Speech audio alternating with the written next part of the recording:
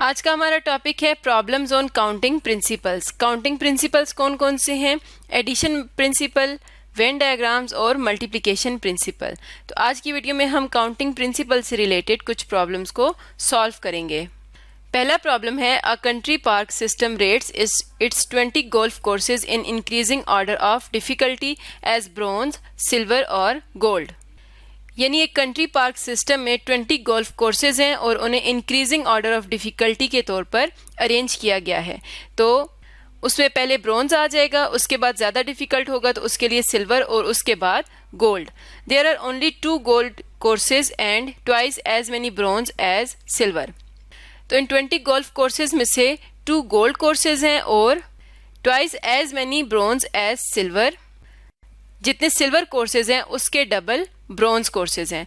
Part A है if a golfer decides to play a round at a silver और gold course, how many selections are possible. यानी अगर कोई golfer silver या gold course में से एक राउंड प्ले करता है तो उसमें सिलेक्शंस के कितने पॉसिबल कोर्सेज होंगे। पार्ट बी है if a golfer decides to play 1 round per week for 3 weeks, first on a bronze course, then silver, then gold. How many combined selections are possible? यानी अगर एक golfer 3 weeks तक हर week में एक round खेलता है, पहला फर्स्ट ऑन अ ब्रॉन्ज, पहले ब्रॉन्ज पे, उसके बाद सिल्वर और फिर गोल्ड पे, तो इस केस में कितनी कंबाइंड सिलेक्शंस पॉसिबल हो सकती हैं।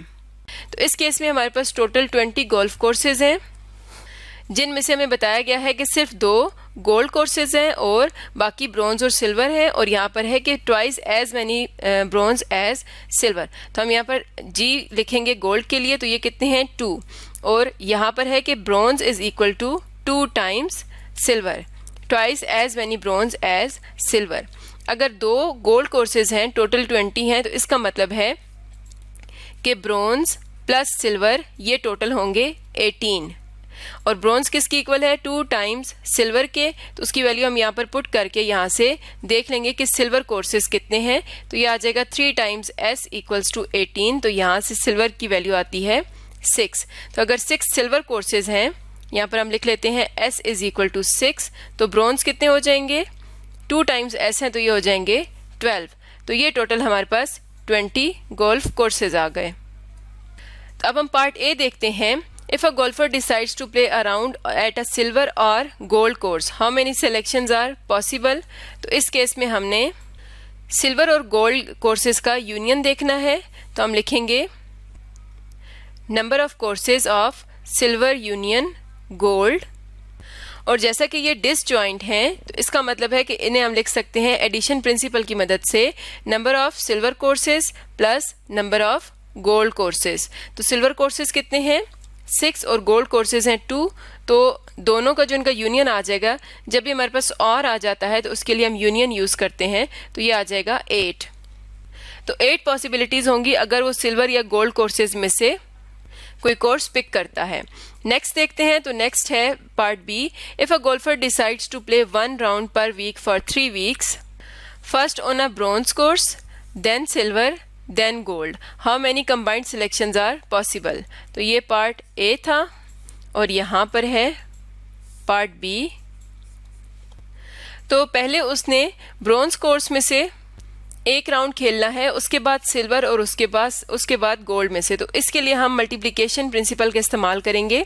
यानी यहाँ पर आ जाएगा number of bronze courses multiplied by number of silver courses multiply by number of gold courses. यानी जितने भी कोर्सेज हैं उनके टोटल नंबर को हम मल्टीप्लाई कर देंगे। तो ब्रॉन्ज कितने थे? 12, सिल्वर थे 6 और गोल्ड थे 2। तो ये आ जाएगा 144 टोटल पॉसिबल सिलेक्शंस। तो पार्ट ए में हमने एडिशन प्रिंसिपल को इस्तेमाल किया है क्योंकि यहाँ पर हमें सिर्फ यूनियन फाइंड आउट करना था, हमने सिल्वर या गोल्ड में से किसी एक कोर्स को देखना था। लेकिन पार्ट बी में हमने 3 ऑपरेशंस अप्लाई करने थे। पहले हमने ब्रॉन्ज कोर्स को पिक करना था, उसके बाद सिल्वर को और उसके बाद गोल्ड को। तो जब हमारे पास एक से ज़्यादा ऑपरेशंस आ जाते हैं तो उस केस में हम मल्टीप्लिकेशन प्रिंसिपल का इस्तेमाल करते हुए टोटल नंबर ऑफ आउटकम्स को फाइंड करते हैं। इसी तरह एक और प्रॉब्लम देखते हैं। नेक्स्ट प्रॉब्लम में हमें एक वेन डायग्राम दी गई है जिसके अंदर 2 सेट्स हैं ए और बी। इंफॉर्मेशन हमें दी गई है number of elements in A are 25, number of elements in B are 55, number of elements in A union B are 60 and in U are 100. Use the given information to determine the number of elements in each of 4 disjoint subsets in the given Venn diagram. तो हमने इस Venn diagram को complete करना है number of elements की मदद से. तो हमें सेट ए के एलिमेंट्स बताए गए हैं 25 और सेट बी के बताए गए हैं 55, लेकिन हमें ए इंटरसेक्शन बी के नंबर ऑफ एलिमेंट्स यहाँ पर नहीं दिए हुए. तो उसके लिए हम यहाँ पर एडिशन प्रिंसिपल का इस्तेमाल करेंगे. Number of elements in A union B equals to number of elements in A plus number of elements in B minus number of elements in A intersection B. तो number of elements in A union B हैं 60, ए में है 25 और B में है 55, और हमें find out करने हैं number of elements in A intersection B. 25 और 55 को ऐड करेंगे तो ये आ जाएगा 80 और इस तरफ है 60. इसका मतलब है कि इसमें से क्या माइनस होना चाहिए, इसमें से 20 माइनस होना चाहिए. तो इसका मतलब है कि ए इंटरसेक्शन बी में कितने एलिमेंट्स हैं 20. तो यहाँ पर हम लिख देते हैं 20, और सेट ए में टोटल 25 थे. तो ये जो सेट ए है इसमें अगर 20 उसके इंटरसेक्शन में चले गए तो यहाँ रह जाएंगे 5. इसी तरह सेट बी में 55 थे, तो ये अगर सेट बी को देखा जाए तो 20 यहाँ पर आ गए तो यहाँ रह जाएंगे 35. और अगर हम A prime intersection B prime को देखें, A prime intersection B prime, तो ये इक्वल होता है A union B whole prime, या इसे हम कह सकते हैं U minus A union B.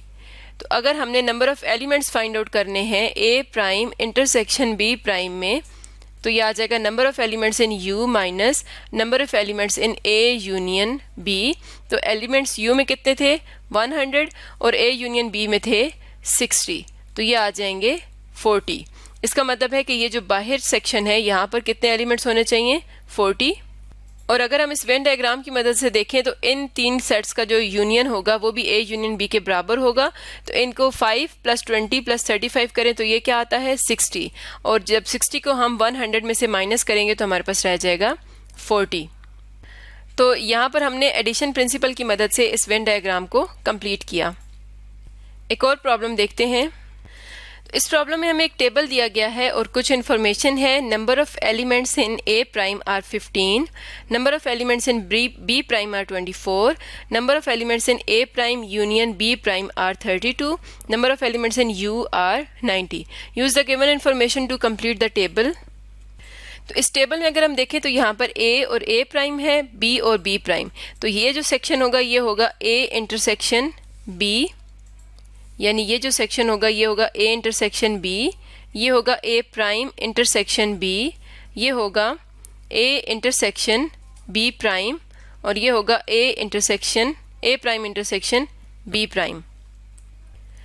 तो दी गई इंफॉर्मेशन में हमें बताया गया है कि number of elements in A prime union B prime ये कितने हैं 32 हैं. अगर हम एडिशन प्रिंसिपल को इस्तेमाल करें तो हम इसे लिख सकते हैं number of elements in A prime plus number of elements in B prime minus number of elements in A prime intersection B prime. अब हम इसमें वैल्यूज पुट करते हैं तो इनके यूनियन में है 32 एलिमेंट्स, सेट ए प्राइम में है 15, बी प्राइम में है 24, और हमने फाइंड आउट करने हैं number of elements in A prime intersection B prime. 15 और 24 को ऐड करें तो ये आ जाता है 39 और इस तरफ है 32. इसका मतलब है कि इनके इंटरसेक्शन में कितने होने चाहिए 39 में से 7 माइनस करेंगे तो ये 32 के इक्वल आएगा. तो यहाँ पर ए प्राइम इंटरसेक्शन बी प्राइम की जगह पर हम लिख देते हैं 7, यानी यहाँ पर जो वैल्यू है वो 7 है. Number of elements in you बताए गए हैं 90, तो टोटल यहाँ पर 90 होने चाहिए. Number of elements in A prime दिए गए हैं 15, तो उसे हम ए प्राइम के सामने यहाँ पर लिखेंगे 15. इसी तरह number of elements in B prime दिए गए हैं 24, तो उसे हम बी प्राइम के सामने लिखेंगे 24. तो टोटल हमें दिया गया है 90 और बी प्राइम के सामने बताए गए हैं 24. इसका मतलब है बी में कितने आ जाएंगे 90 माइनस 24 जो कि है 66. इसी तरह यहाँ पे अगर हम देखें तो ए प्राइम में 15 दिए गए हैं और टोटल 90 हैं, तो यहाँ पर होने चाहिए 75. तो अब हम इस इंफॉर्मेशन से बाकी की वैल्यूज़ लिखते हैं। तो यहाँ पर है 24 और टोटल 24 है, यहाँ पर एलिमेंट्स दिए गए हैं 7, तो इसका मतलब है कि यहाँ पर हम लिखेंगे 24 माइनस 7 जो कि इक्वल आता है 17, यानी 17 प्लस 7 करेंगे तो ये 24 के इक्वल आएगा। अब हम ए इंटरसेक्शन बी देख लेते हैं। तो 75 में से जब 17 माइनस करेंगे तो ये आ जाएगा 58। इसका मतलब है कि यहाँ पर आने चाहिए 58 एलिमेंट्स और यहाँ पर रह गया है ए प्राइम इंटरसेक्शन बी। तो यहाँ पर 7 एलिमेंट्स हैं और टोटल 15 है, तो 15 माइनस 7 करेंगे तो ये आ जाएंगे 8 एलिमेंट्स। तो इस तरह से हमने इस टेबल को कंप्लीट कर लिया। एक और प्रॉब्लम देखते हैं। प्रॉब्लम है हमारे पास a combination lock has 5 wheels each labelled with the 10 digit from 0 to 9. How many 5-digit opening combinations are possible if no digit is repeated? If digits can be repeated? If successive digits must be different? तो इस question के 3 parts हैं। हमने 5 numbers का या 5 digits का एक code बनाना है जो कि 10 डिजिट्स 0 से 9 तक हम ले सकते हैं। तो टोटल कितने 5 डिजिट कॉम्बिनेशंस बनेंगे अगर कोई डिजिट रिपीट नहीं हो रहा, अगर डिजिट्स रिपीट हो सकते हैं और सक्सेसिव डिजिट अगर रिपीट नहीं हो रहे। तो इस केस में पहले हम देखते हैं if no digit is repeated. तो हमने 5 डिजिट कोड बनाना है, यानी हमने यहाँ पर 5 ऑपरेशंस अप्लाई करने हैं। तो O1, O2, O3, O4 और O5। O1 के लिए जो नंबर ऑफ वेज होंगे वो N1 होंगे, O2 के लिए N2, O3 के लिए N3, O4 के लिए N4 और O5 के लिए N5। तो O1 में हम क्या कर रहे हैं, फर्स्ट डिजिट को सिलेक्ट कर रहे हैं। तो फर्स्ट डिजिट के लिए हमारे पास कितनी ऑप्शंस हैं, 10 ऑप्शंस हैं, तो उसको हम 10 वेज में सिलेक्ट कर सकते हैं। हमने कोई डिजिट रिपीट नहीं करना, इसलिए O2 के लिए हम जब सेकेंड डिजिट सेलेक्ट कर रहे हैं तो हमारे पास जो नंबर ऑफ वेज होंगे वो 9 रह जाएंगे, क्योंकि एक डिजिट हम N1 में सिलेक्ट O1 में सिलेक्ट कर लेंगे। O3 होगा थर्ड डिजिट की सिलेक्शन, तो इसमें हमारे पास नंबर ऑफ वेज कितने रह जाएंगे, 8 रह जाएंगे। O4 में जब हम 4 डिजिट को सिलेक्ट करेंगे तो यहाँ पर नंबर ऑफ वेज रह जाएंगे 7, और O5 में जब हम 5th डिजिट को सिलेक्ट करेंगे तो उसमें नंबर ऑफ वेज रह जाएंगे 6। तो मल्टीप्लिकेशन प्रिंसिपल की मदद से हम N1 से N5 तक सबको मल्टीप्लाई करेंगे। तो ये आ जाएगा 10 multiply by 9 multiply by 8 multiply by 7 multiply by 6। तो ये इक्वल आता है 30,240 के। यानी अगर कोई डिजिट रिपीट नहीं करना तो जो पॉसिबल आउटकम्स होंगी वो 30,240 होंगी। नेक्स्ट है हमारे पास if digits can be repeated. तो इस केस में जब डिजिट्स रिपीट कर सकते हैं तो हमारे पास होंगे 5 veg, O1, O2, O3, O4, O5।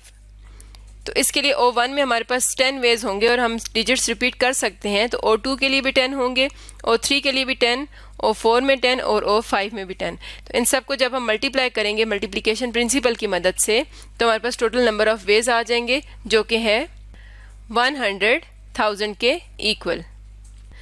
Next है if successive digits must be different. तो इस केस में भी हमारे पास 5 ऑपरेशंस होंगे, O1, O2, O3, O4 और O5। O1 के लिए हमारे पास 10 वेज होंगे, O2 में हमारे पास 9 वेज रह जाएंगे क्योंकि हमने जो एडजेसेंट डिजिट्स होंगे उनको डिफरेंट रखना है। तो फॉर एग्जांपल हमने यहाँ पर 2 सिलेक्ट कर लिया है, तो नेक्स्ट हमने 2 को सिलेक्ट नहीं करना, जो बाकी रह जाएंगे उनमें से किसी एक को सिलेक्ट करना है। तो हमारे पास 9 वेज रह जाएंगे। अब O3 में हमारे पास कितने वेज होंगे, यहाँ पर हमने अगर पहले 2 को सिलेक्ट कर लिया है तो हम यहाँ पर 2 को सिलेक्ट नहीं कर सकते, लेकिन यहाँ पर कर सकते हैं। और फॉर एग्जांपल अगर हमने यहाँ पर 3 को सिलेक्ट किया है तो हम यहाँ पर 3 को सिलेक्ट नहीं कर सकते, लेकिन 2 को कर सकते हैं। तो इसका मतलब ये है कि हम यहाँ पर 3 को निकाल कर बाकी सारे डिजिट्स को यूज़ कर सकते हैं। यानी यहाँ पर जो वेज रह जाएंगे वो 9 रह जाएंगे। अब O4 को देखते हैं। तो यहाँ पर जैसे कि हमने बात की, हमने अगर पहले 2 को सिलेक्ट कर लिया, यहाँ पर हमने 3 को सिलेक्ट कर लिया, तो यहाँ पर हम फिर से 2 को सिलेक्ट कर सकते हैं। तो यहाँ पर हम फिर से 3 को सिलेक्ट कर सकते हैं। यानी O4 के लिए भी जो ऑप्शंस हैं वो 9 ऑप्शंस होंगी। क्योंकि यहाँ पर हम सिर्फ 2 को निकाल देंगे, बाकी हम सब डिजिट्स में से किसी को सिलेक्ट कर सकते हैं। और O5 में हम 3 को निकाल देंगे और 2 को हम दोबारा यहाँ पर डाल सकते हैं, तो इसका मतलब है यहाँ भी नंबर ऑफ वेज 9 होंगे। तो अब हम इन्हें मल्टीप्लाई कर लेते हैं। इन्हें मल्टीप्लाई करेंगे मल्टीप्लिकेशन प्रिंसिपल की वजह से, तो यह आ जाएगा 65,610 पॉसिबल सिलेक्शंस। तो इस तरह से हम मल्टीप्लिकेशन प्रिंसिपल, एडिशन प्रिंसिपल या वेन डायग्राम से रिलेटेड वर्ड प्रॉब्लम्स को सॉल्व करते हैं। आज की वीडियो में हमने काउंटिंग प्रिंसिपल्स के रिलेटेड कुछ प्रॉब्लम्स को सॉल्व किया।